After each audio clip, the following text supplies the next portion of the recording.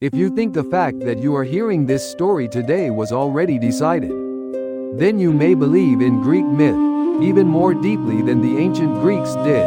We often treat fate like some vague, abstract force. But for the Greeks, fate was something far more immediate, something to fear.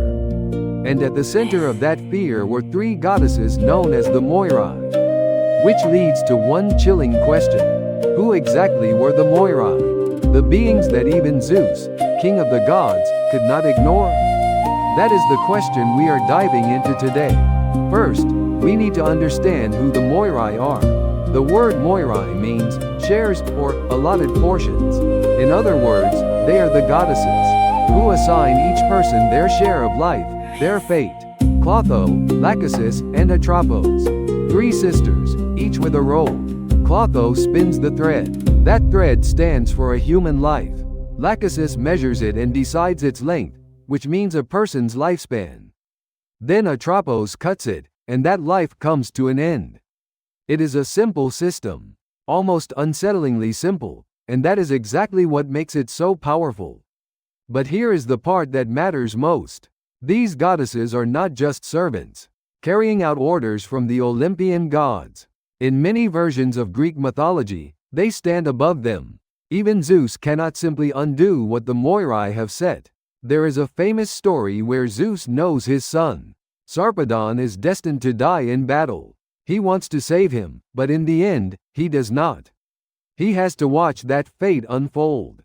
Imagine how that idea must have felt to people hearing these myths. If even the king of the gods cannot escape fate, then what chance does anyone else have? And this is where it gets even more unsettling. Were the Moirai just goddesses, or were they something beyond that? Greek poets and thinkers kept returning to this question. Some saw them as older than the gods themselves, as a force tied to the very structure of the universe. In that reading, when chaos began to turn into order, the rule behind that order was fate itself. The gods were born inside that system, not above it, and the Moirai were the ones who carried it out. The way they handle fate adds another layer of fear. They are cold, precise, and completely unmoved. They do not care whether someone is good or cruel, rich or poor, joyful or broken. They are not there to reward virtue or punish evil. They simply spin, measure, and cut. That is it. It is a deeply harsh view of the world. No amount of pleading changes the length of the thread. Not from humans, not even from gods. For the Greeks, that kind of indifference may have felt hopeless. But it also pushed them toward a different idea. If fate cannot be changed, then what matters is how you face it. That is one of the core ideas at the heart of Greek tragedy. You can see that clearly in Sophocles' Oedipus Rex. Oedipus tries to escape his fate, but every step he takes only leads him closer to it. He hears the prophecy and runs from it, only to arrive at the very place where it will come true. That is the true horror of the story. The harder he fights fate, the more perfectly he falls into it.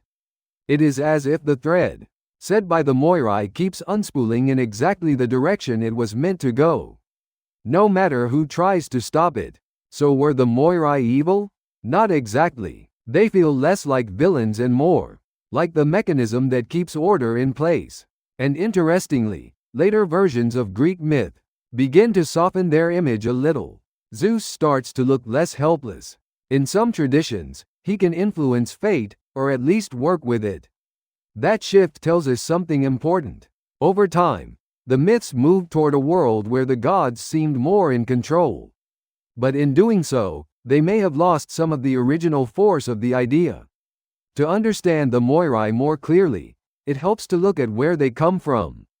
In one of the oldest versions of the myth, they are daughters of Nyx, the goddess of night. Nyx was one of those ancient powers that even Zeus treated with caution. Many of her children are linked to darkness, fear, death, and forces people cannot escape.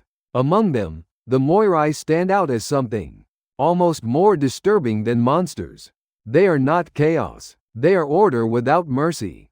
The thought that fate was already being spun in the dark, before the bright gods ever appeared, is the kind of image that stays with you. And that may be the key to what the Moirai truly represent. They are not just symbols of doom. They can also be read as a mythic way of talking about unchangeable laws. From a modern point of view, they feel almost like the laws of nature. Just as no one can bargain with gravity, the Greeks imagined that no one could bargain with fate. But what makes this so powerful is that they did not stop at despair. Faced with that wall, they asked a more human question. If fate sets the limits, then how should we live inside them? That is why these myths still feel alive today. When Oedipus continues on as a blind exile, and when Antigone chooses to bury her brother despite the cost, the point is not that fate wins and humans lose. The point is that dignity still matters. The Moirai may control the thread, but the way that thread shines is shaped by human choice. In that sense, fate in Greek mythology is neither a gift nor a curse. It is a question. When life places you on rough water, how will you hold the oar? Maybe that is why the Moirai remain so unforgettable. They do not comfort us. They do not save us. They do not explain why one life is long and another is short. They simply remind us that some things are beyond our control, and maybe that is exactly why the Greeks found them so terrifying. Even now, they still feel less like characters in a myth and more like a mirror held up to our own lives. Somewhere out of sight, the thread is still being spun, and the only question left is this: what kind of light is your thread giving off right now?